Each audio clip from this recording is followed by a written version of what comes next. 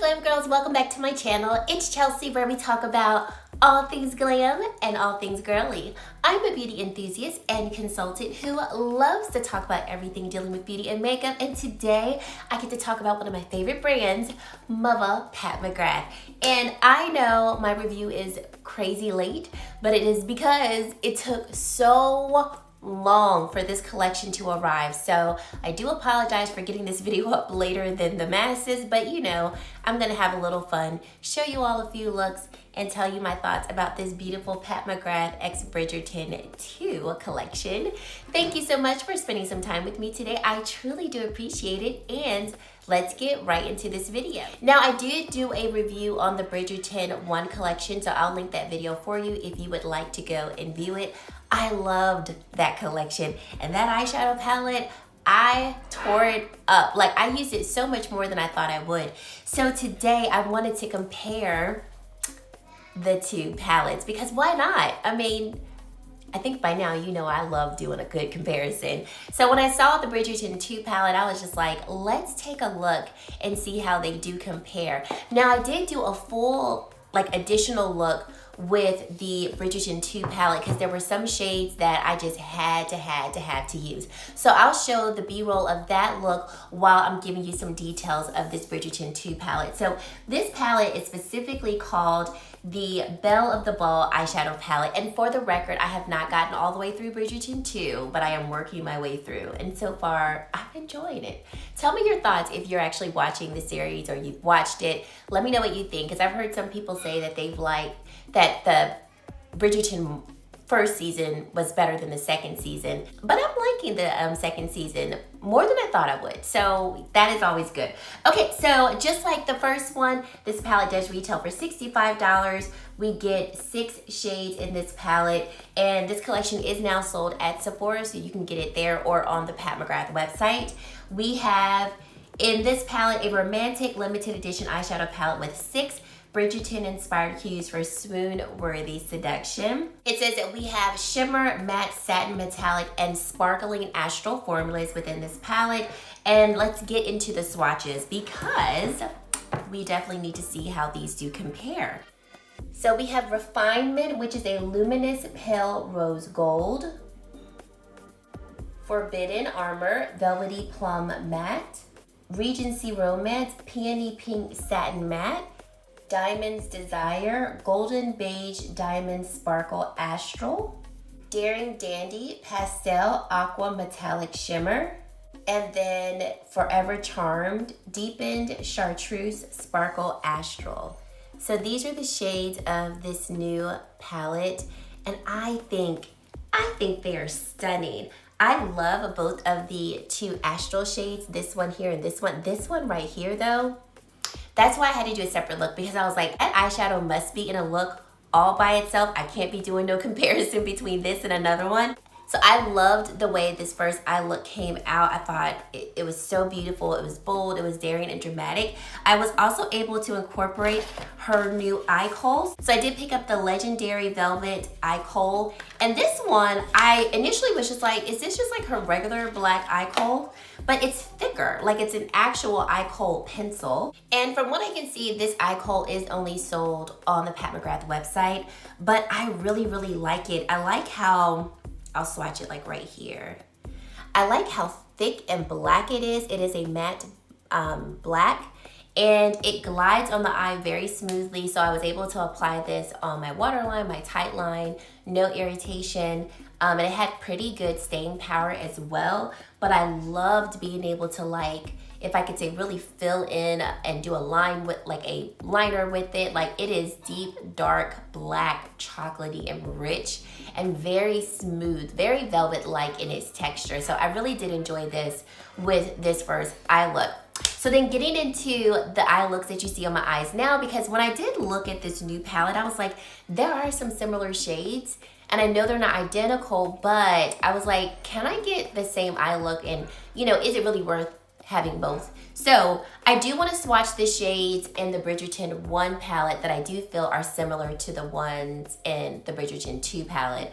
And so the shades that I'm going to swatch are these 2 shades here and then these two shades here, because those are the shades that I used in the eye looks that you see on my eyes.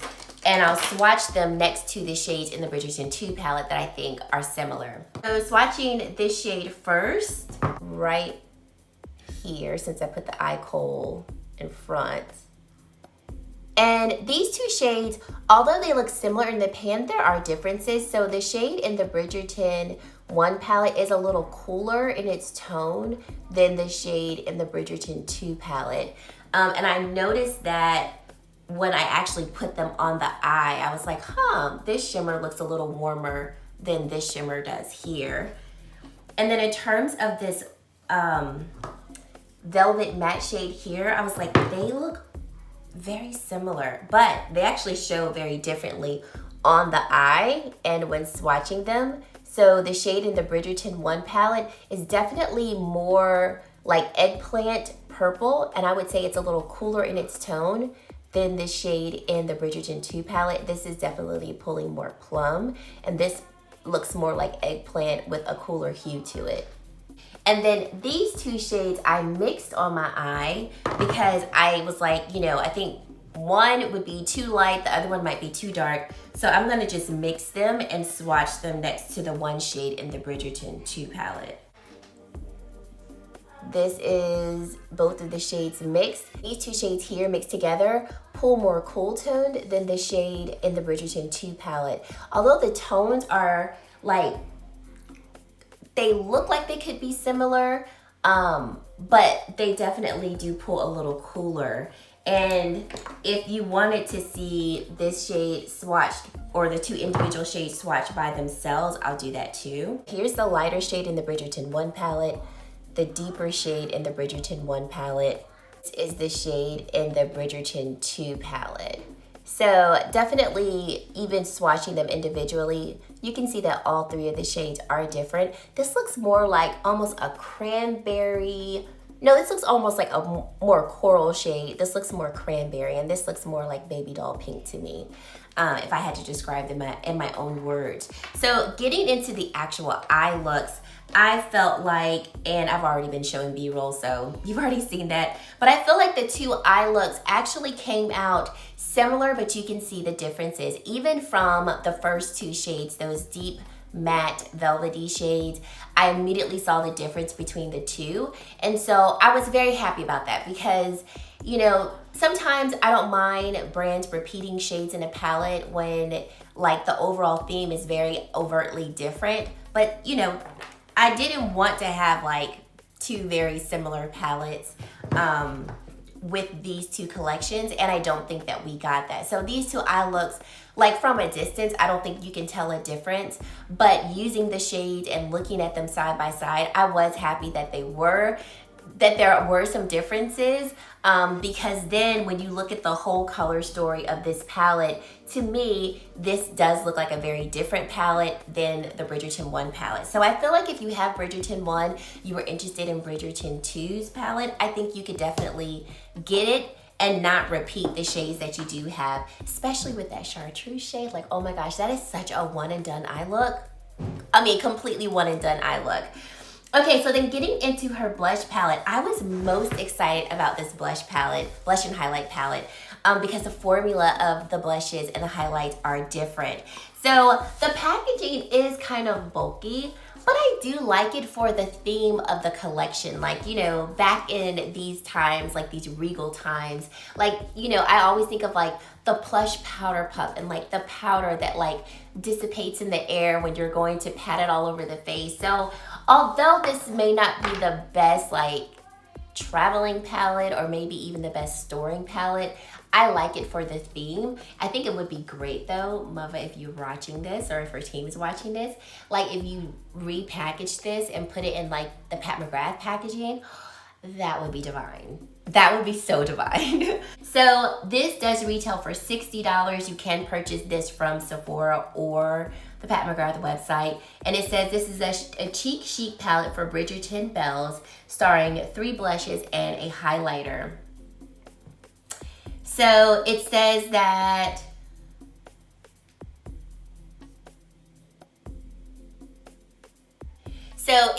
Pat McGrath's first ever baked blushes. So we have 3 baked blushes, and she has a baked highlighter, I believe. Yes, it looks like the formula of this highlighter is baked. And so getting into some very quick swatches. So here are the swatches of the 3 blushes and the highlighter.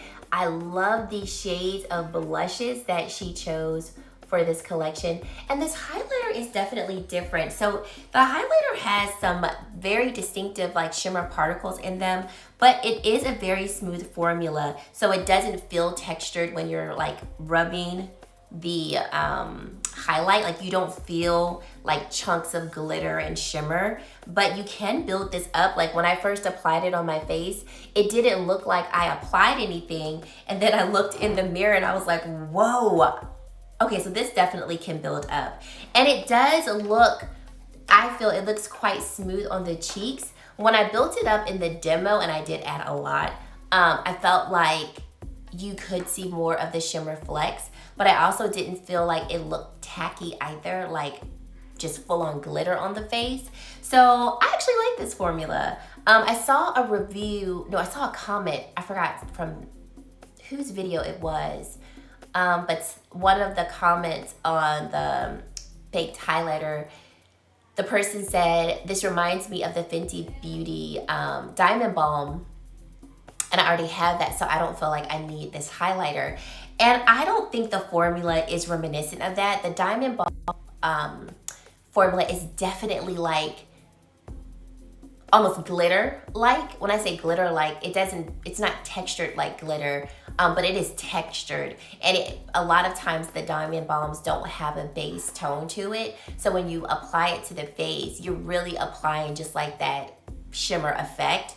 Also, to me, when I use the Diamond Balm, it's best applied with my finger, and whereas with this Pat McGrath highlighter, I can apply this with a brush very comfortably, and like I really like it with a brush application. I don't feel like I have to only just use my finger. So I really like these. The formula of these blushes is so smooth, and I feel like all 3 shades are very complementary shades to this collection. I like the depth of these tones. I don't feel like they lack in pigmentation. They blend very smoothly onto the skin. I really, really love these blush shades. Today I used 2 blush shades and a highlighter, and of course you've already seen the demo of me actually applying all of the shades onto my face. So I was really happy about this. Definitely will reach for this time and time again, and I think she did very well for her first baked blush formula, because you know her blushes are like still some of my favorite blushes. So adding now baked formulas to it, loving, loving, loving it. And then we get into these 2 like powder, like loose powder highlights. So I did pick up both. Each one of them retails for $52. The only shade that I see at Sephora is the shade Pale Moon. It's described as a platinum pink with silver pearl sparkle. Is this Pale Moon? Yes, this is Pale Moon. And I'm just gonna do a quick, now this is a face and body shimmer. Actually, she describes it as her Bridgerton scintillating diamond body shimmer powder. So this, I would most definitely say, you can use it on the face, but it definitely has more texture, so these probably will work better for the body. I'm gonna swatch it right here, but I think it's beautiful. So I think I did apply these to the face in my initial demonstration. Here is Pale Moon. I don't think they're too glittery to apply to the face. I mean, you definitely see more texture, but I think you could apply these to the face and not feel like it's too much glitter and shimmer for the face. I would probably say if you apply them to the face, just go in with a little bit and just like use it as maybe like a dusting of highlighter. The other shade that I picked up is Golden Majesty. And yeah, I just checked the Sephora website again. They don't have Golden Majesty at Sephora. So I will just swatch it right here. So if you want Golden Majesty, you'll have to go to Pat McGrath's website. Golden Majesty, I think is a little slightly deep for my face now, but it works well on the body. I feel like for the body, when I went in, because I wanted to use the puff for the body, I went in with the puff, and to me, I think the puff is just nice for decoration. Or I'll say this, if you want a light dusting of these powder, these body powders, then use the body puff.